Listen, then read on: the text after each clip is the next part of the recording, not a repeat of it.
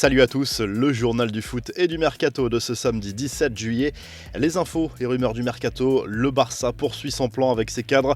En attendant l'officialisation de la prolongation de Lionel Messi, le club catalan cherche à faire des économies au niveau des salaires et selon le quotidien Sport, les Blaugrana veulent réduire les rémunérations de 4 joueurs de l'effectif de 40% avec un système d'étalement des paiements. Mais jusqu'à présent, Sergio Busquets, Gérard Piqué, Jordi Alba et Sergi Roberto ont refusé.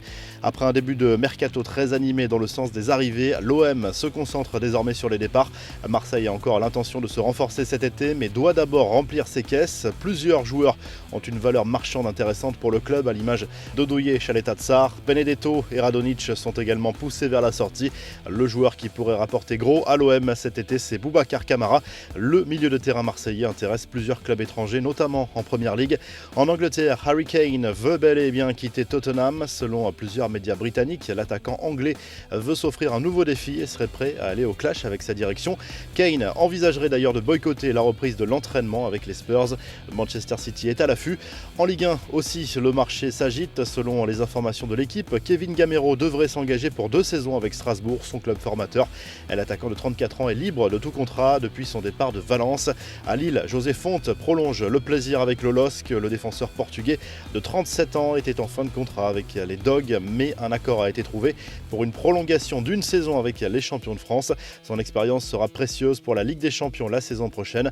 Enfin, le Stade Rennais accélère son mercato estival. Le club breton a bouclé l'arrivée de Kamaldeen Souleymana, un prometteur ailier ghanéen de 19 ans qui arrive en provenance du championnat danois. Rennes est parvenu à doubler l'Ajax dans ce dossier. Les Rouges et Noirs qui ont également fait une offre de 18 millions d'euros à l'Ajax pour le défenseur mexicain Edson Alvarez.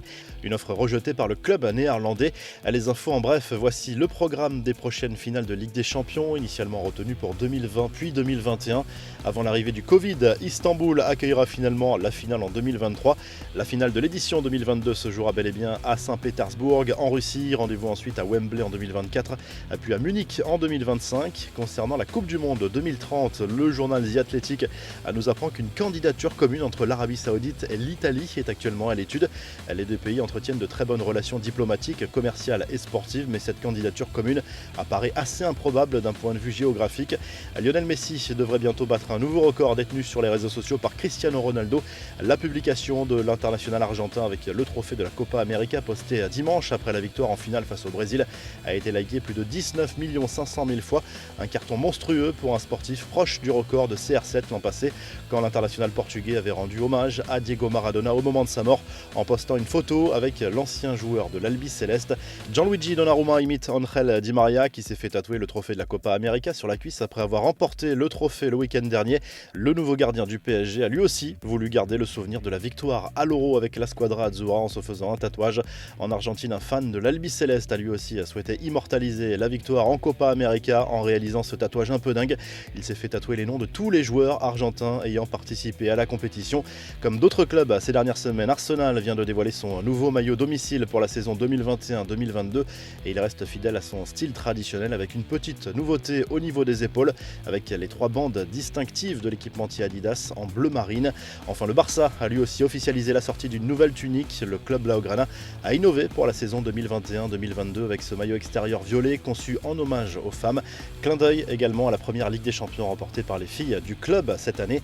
La revue de presse, Raphaël Varane à la une du journal Marca ce samedi. Selon les informations du quotidien espagnol, le Real Madrid semble prêt à se séparer du défenseur central français cet été pour éviter un départ libre en 2022. Le club merengue a pourtant proposé un nouveau contrat à Varane, mais ce dernier a des envies d'ailleurs. Chelsea et Manchester United sont en concurrence sur ce dossier. Le Mundo Deportivo dévoile les plans du Barça pour Ansu Fati. Le journal catalan explique que les dirigeants Blaugrana veulent toujours prolonger leur jeune crack, mais attendent de voir comment il reviendra de sa grave blessure au genou, contractée en novembre dernier. En Italie, la Gazette dello Sport consacre sa une à Olivier Giroud, la nouvelle recrue de l'AC Milan. Le quotidien sportif évoque par ailleurs les autres pistes chaudes du club lombard, l'arrivée de Ballo Touré et la prolongation de contrat proposée à Kessié. À très vite pour un nouveau journal du foot.